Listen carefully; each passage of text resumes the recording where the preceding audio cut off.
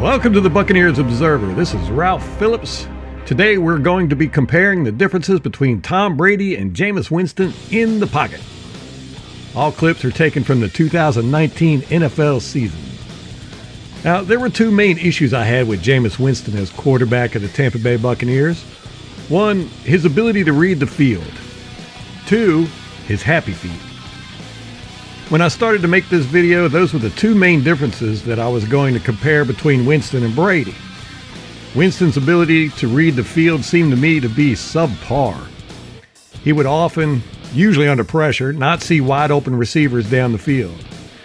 Now, when this happened, he would, instead of throwing to the open receiver, make an ill-advised throw to a covered receiver, sometimes leading to one of his infamous interceptions.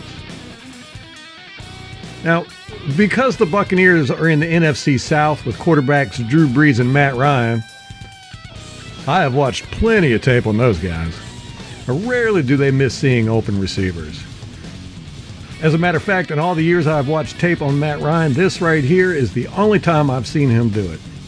And that was because he was already wound up to throw a huge completion to Julio Jones. Now, I realize that it happens to most quarterbacks every now and then, but Winston seemed to do it more than others. So imagine the shock I felt while watching Tom Brady film of the 2019 season, and I saw him do it as much, if not more, than Winston. It really blew my mind. I was not expecting that at all. Now here's an example of the egregious error by Winston in not seeing an open Cam Brate and instead throwing a pick six. This is one of many examples I could show. It is also one of many times I experienced hair loss by pulling it out while watching the Bucs over the past decade. Usually, Winston would miss seeing an open receiver about 4 times a game, I think is average. Now here's Tom Brady missing an open receiver. Granted, Brady's decisions do not appear to be as tragic as Winston's, but it's still there that reading the field and seeing open receivers is going to be a continued issue with the Buccaneers. So expect to see me continue pointing it out in my breakdowns next season. So that leaves us with the whole happy feet syndrome. Winston had it bad. Or good, depending on how you see it. If you like watching someone do the conga dance while playing football, then Winston's your quarterback. Football is a game of inches, and when a player or team can tweak something a small amount to gain an advantage, it usually means the difference between winning and losing. Those inches. But Tom Brady and Jameis Winston could only be more different with their pocket presence if we involved some alternate universe or something. Tom Brady is head and shoulders above Jameis Winston when it comes to commanding the pocket and not getting happy feet. I mean, Brady does get pressured. His offensive line is not flawless. There are sometimes defenders that come blazing in unblocked straight for Brady. The difference between how he handles a situation like that and how Winston handled it are incredible. I mean, here is Tom Brady being stormed by a free defender. Now, here is Jameis Winston being stormed by a free defender. You see the difference?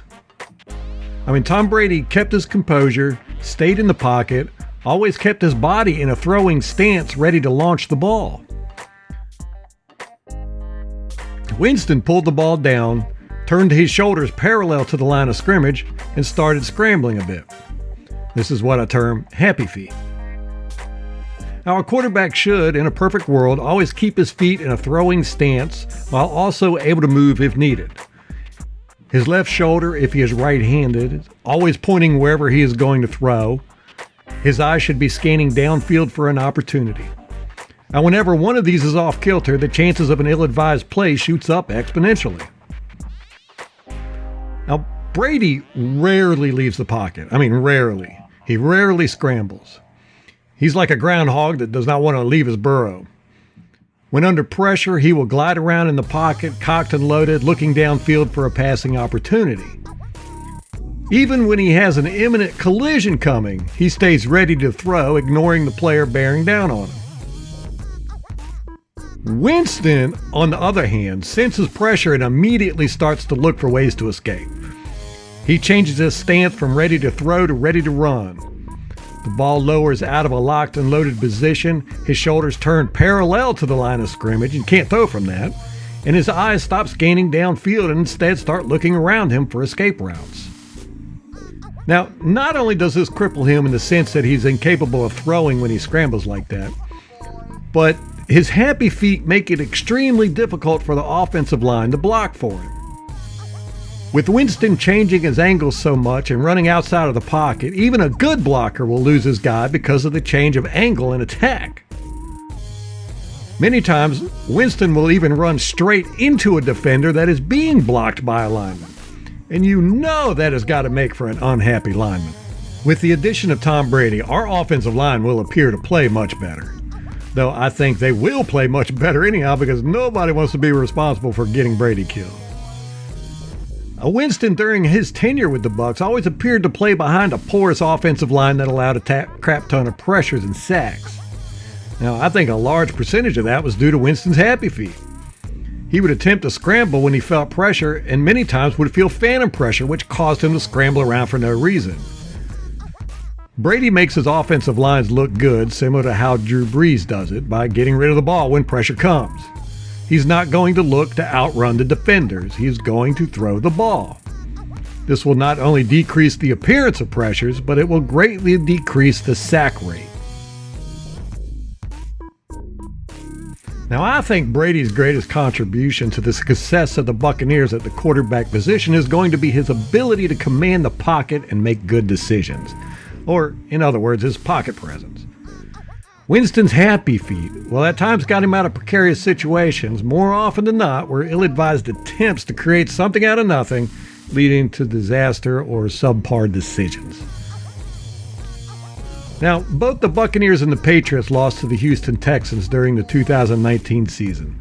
This is a side-by-side comparison of both Brady's and Winston's last drive during that game, which happened to both consist of 5 plays.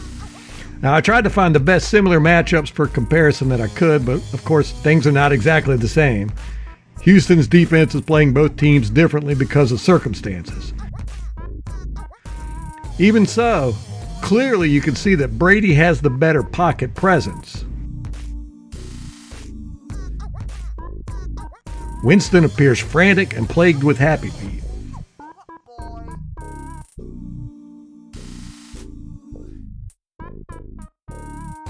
Brady looks calm and relaxed in the pocket, leading to better decisions and execution.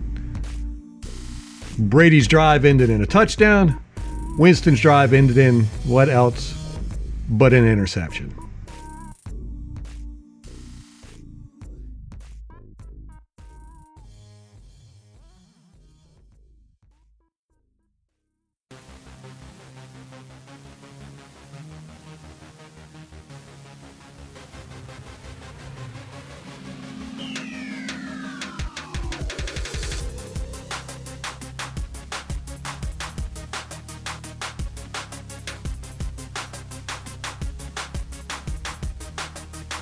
I think those two drives really showed the stark contrast between the two quarterbacks and their pocket presence.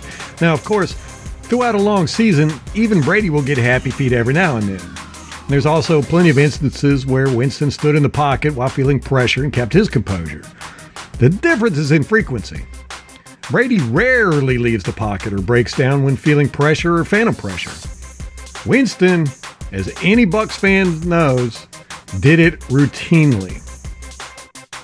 Well, I hope you enjoyed this analysis and that it can clearly be seen now that having Brady as the quarterback of the Tampa Bay Buccaneers will, if nothing else, give the Buccaneers more stability in the pocket. Hey, don't forget to check out our podcast with myself and Molly Bay. We can be found on Twitter also. Look for the handle @Bucs_Observer.